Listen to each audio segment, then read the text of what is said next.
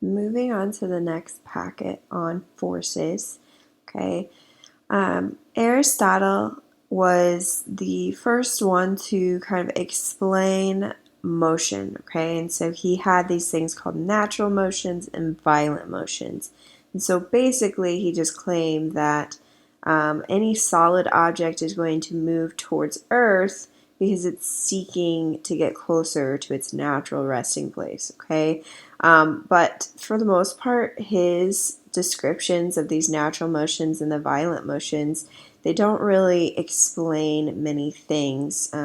So people still reference his views on motion, and it's really kind of a medieval or very um, small-minded way of looking at motion. Okay, so if we think about when we're dropping two pieces of paper, okay, and if we were in class, or you could do this at home if you really wanted to, you could have a flat piece of paper and then a crumpled up piece of paper. Okay, it's the same size paper, right? It has the same mass, but we know from experience that they're going to fall at different rates. Okay, so the crumpled up one is going to kind of appear to go straight down towards Earth, whereas the flat piece of paper, we have experienced it's going to kind of rock back and forth and go a bit slower towards Earth.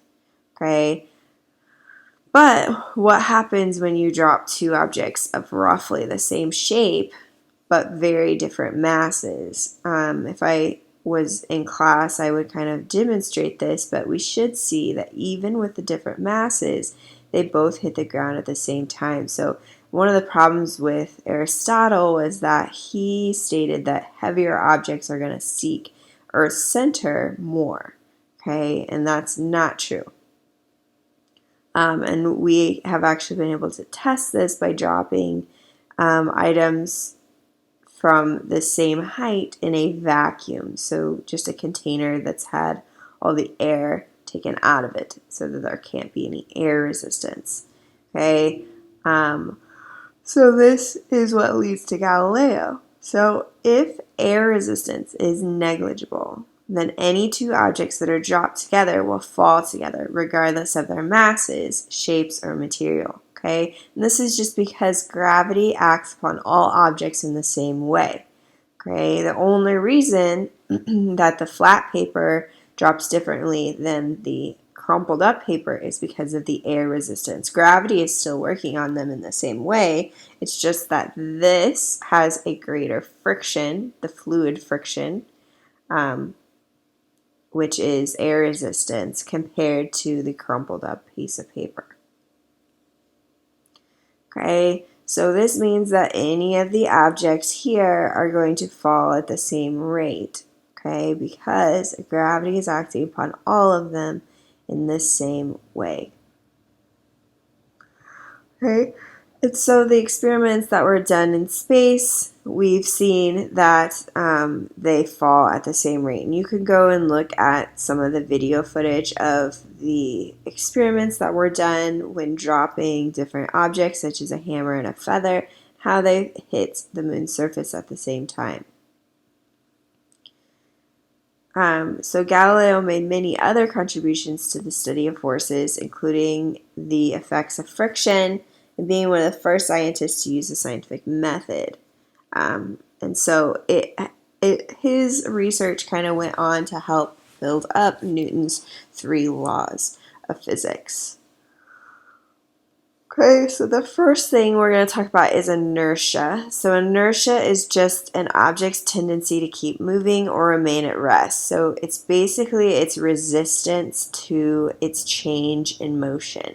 Okay, so if you think about, I always like to think about inertia as like whenever I'm waking up in the morning, I always say I have a lot of inertia in the morning because I'm resisting change. I don't want to get up out of bed. Okay, that's not really the true definition of inertia, but that's how I've always thought of it. Okay, so inertia is kind of affected by the motion and the mass of the object. So the greater the mass of an object, the more it's going to resist a change in motion. So if you think about if you had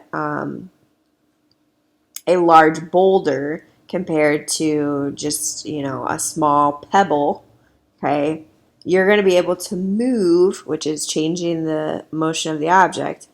You're going to be able to move the pebble a whole lot easier than you're going to be able to move the boulder, okay, because it's resisting that change in motion, and that is inertia. Okay, so Newton's first law just states that an object that is subject to no external forces will maintain its motion. So whether that's remaining stationary, okay, think of that boulder. If there's no force acting upon that boulder, it's just going to stay sitting there, okay?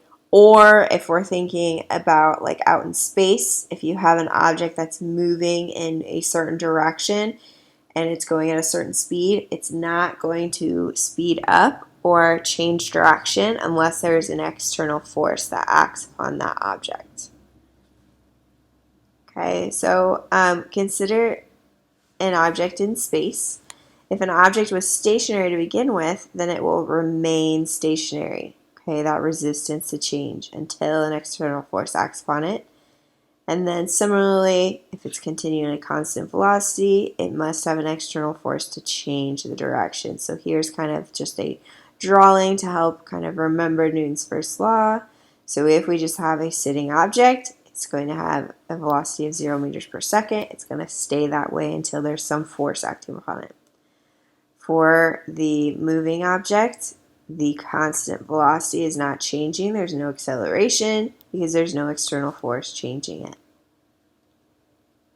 Okay, so if we think about using Newton's first law to explain why seatbelts are important, when you are moving with a car, okay, when the brake is applied to the car, it's not applied to you directly.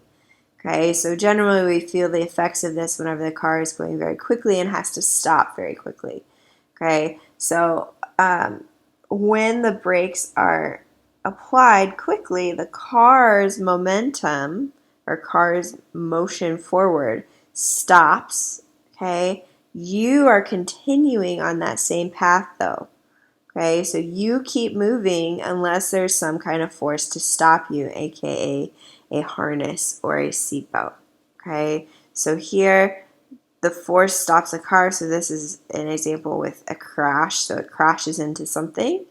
Okay, if you're not wearing a seatbelt, you're going to continue forward with the same velocity that you were moving before. Okay, so without that force of the seatbelt, you keep moving forward, and that's why a lot of people, if they don't wear seatbelts, can fly through the windshield.